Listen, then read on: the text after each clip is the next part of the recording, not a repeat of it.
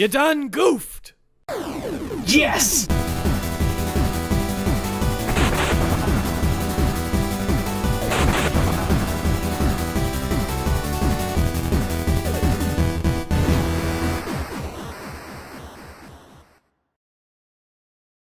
Kingdom Hearts, part of a complete breakfast! Welcome to a brand new episode of The Completionist. And today's episode, guys, actually was originally planned back in February. We're doing it now because the month of love is over. And that game, guys, is Kingdom Hearts. Oh god, no, that is not Kingdom Hearts. Okay, which one of these is? No. Oh god, definitely not. Luigi's Mansion?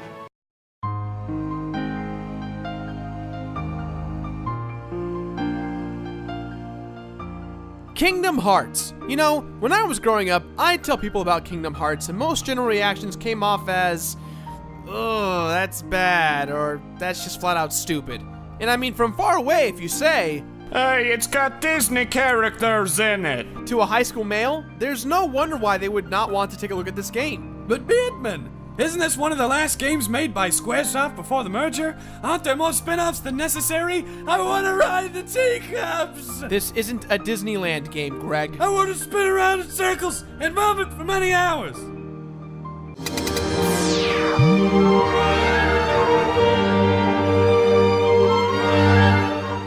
Kingdom Hearts stars our main character Sora and his two best friends, Riku, who looks a lot like a small Final Fantasy hero, and Kairi, a young girl full of innocence and life. The three of them have big dreams of adventures by seeking out other worlds together. Unfortunately, one day, a massive storm hits their homeland. But it turns out that it's not really a storm. It's in fact darkness. Essentially, these beings called the Heartless appear, and these evil beings' sole purpose is to take the hearts of any and all people. Those who have strong hearts have the ability to fight them off, and the entire planet they live on suddenly gets sucked into utter darkness.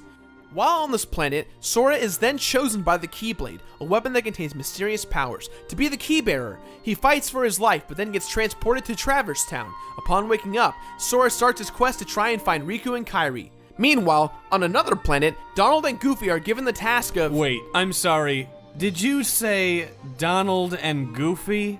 As in the Disney characters? Yes, this entire game revolves around many of the worlds that exist in the Disney franchise. King Mickey has asked Donald and Goofy to find the Keybearer and help him on his strange journey to restore peace to the universe. How? By fighting the Heartless and prevent what happened to his own planet by sealing the keyholes in every world. But as Sora and his friends begin to do so, problems arise as the unity between Disney villains come into play. The Disney villains are trying to open Kingdom Hearts, the source and power of all hearts, by locking the hearts of the 7 princesses, with Kairi herself being a princess. And in the midst of all this, we have Riku, who believes that Sora has replaced him and Kairi with Donald and Goofy, creating a big rivalry that could potentially hurt their friendship. Okay then. I know a lot of you are thinking, how can a game like Kingdom Hearts with its insane concept be so successful? Well, to be frank, this story actually works really well because it's well done, and it does a fantastic job of pulling the player into making a big difference in the Disney universe while somehow maintaining that sense of originality and urgency to find Riku and Kairi.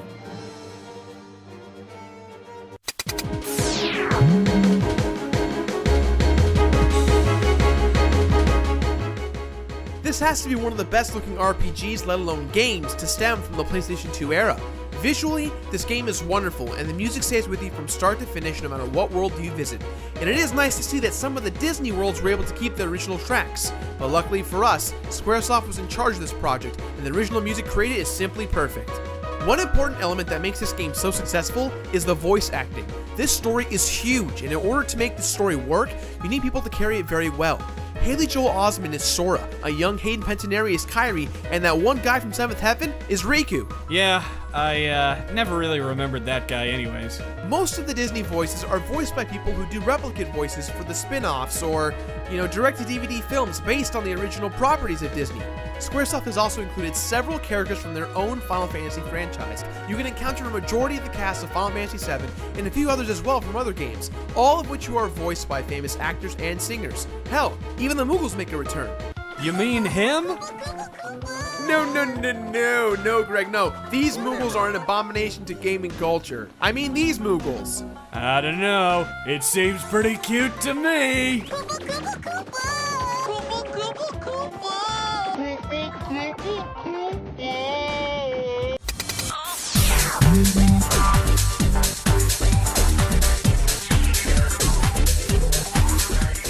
Before you even start the damn game, you're greeted with a wonderful cutscene covered in J-pop. Yeah, that's right, J-pop. Well, luckily the song is very good for what it is, and I actually enjoy J-pop from time to time. However, these lyrics make little to no sense in regards to the story or to the song in general. Interesting way to start the game. Intriguing for sure. This hack and slash RPG brings a fresh new take on the genre. Primary gameplay involves you visiting many of the worlds in the Disney universe, trying to help all of those who need help. You visit some awesome worlds from Disney films such as Hercules, Tarzan, and even Nightmare Before Christmas. It's really great because you feel like you're really contributing to their story as well as your own. You travel from world to world in a ship called the Gummy. The Gummy is a— Did you say Gumby? Gumby, Gumby, he's here, and he will be sure to stay. Gumby. Greg, I said Gummy, not Gumby. Did you say gummy bears? Gummy bears, bouncing here and there and everywhere. Had an adventure that's beyond compare. They are the gummy bears. Greg, I said, actually, you know what? Close enough. Bears. The Gummy is a flying Lego ship that— Flying ship. Oh yeah. Tailspin, Oh yeah. tailspin. And spin up through thick and thin with another tailspin. The Gummy is basically a flying Lego ship that can be upgraded depending on the items you collect. The more items you collect, the more you can pimp out your Gummy. You and your party must battle the never-ending army that is known as the Heartless. The main focus of combat is to button mash X as much as you can to attack as many times as possible. And as you level, you gain things such as HP bonuses, MP bonuses, and AP bonuses. AP is your ability points. You can use your ability points to equip special moves to help you in combat. You also get a ton of magic spells that you can upgrade as you progress through the story. Doing certain side missions can also unlock items as well as more spells. And sooner or later, you will acquire summons, which happen to be various Disney characters. Disney What? While you mainly control Sora, your party of Donald and Goofy must also be managed. Be sure to equip them with the most proper equipment you can get. Speaking of equipment, you keep the Keyblade the entire time as you play the game, but you can upgrade it by equipping keychains. You get various keychains by finishing levels or doing side missions, but the coolest thing about the keychains is that usually they're associated to a certain world or person that you helped out in your quest. And of course, like in most Final Fantasies, the best way to get the best weapon for your character is by synthesizing or doing some kind of insane task, and Kingdom Hearts is no different. In order to get Sora's best weapon, you must synthesize a bunch of items together, and trust me, there is a lot of grinding and fun times to be had when doing this. There are tons of collectibles in Kingdom Hearts, which make it so much fun. You can visit the secret world of Winnie the Pooh by collecting the pages of the torn book. You can save 101 Dalmatians, which are scattered in chests all across the worlds. You also get special team moves known as the Trinities. The Trinities, depending on the color and your progression in the story, help you find hidden items, the Dalmatians, and much, much more.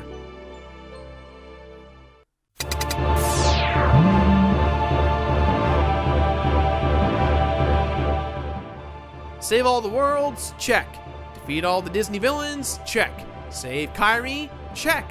Well, I guess this game's over and— oh wait, no it's not. It turns out that there was once a man named Ansem who did a lot of the preliminary research on hearts and the Heartless. In this process, Ansem's heart has become filled with darkness, and his ultimate goal is not only open Kingdom Hearts, but to take it over with darkness. And yet, while Ansem is weak, he uses Riku's strong heart as his subordinate puppet the entire game, making Riku believe that he can not only control the darkness, but it's up to him to save Kairi. Well, Riku never realized that Ansem was the one who stole Kairi and put her in this coma she's in to begin with. It's now up to Sora, Donald, and Goofy to not only stop Ansem, but to try and stop Kingdom Hearts from ever being opened.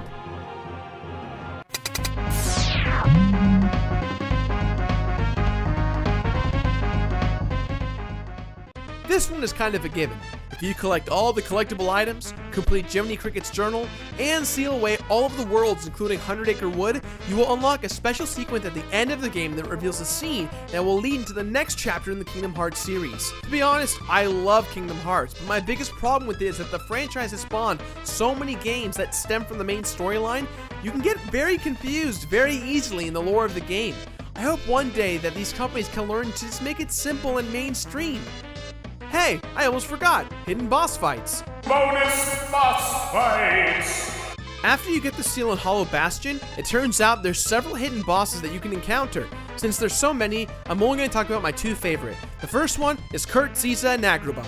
Now, don't you mean Aghanim? This boss is tough as nails and packs quite a punch. All you need to do is revisit Aghanim and take the magic carpet out for the tough boss fight. The second boss fight really doesn't need an introduction. Sephiroth from Final Fantasy VII. Yeah, he's in this game and he's more badass than ever. All you have to do is revisit the Colosseum and choose the question mark cup and see what happens. You then engage in an awesome fight, toe-to-toe, with Keyblades and his gigantic sword. Seems a little unfair, but hell, you know what? Let's go! Unlock the hell out of him!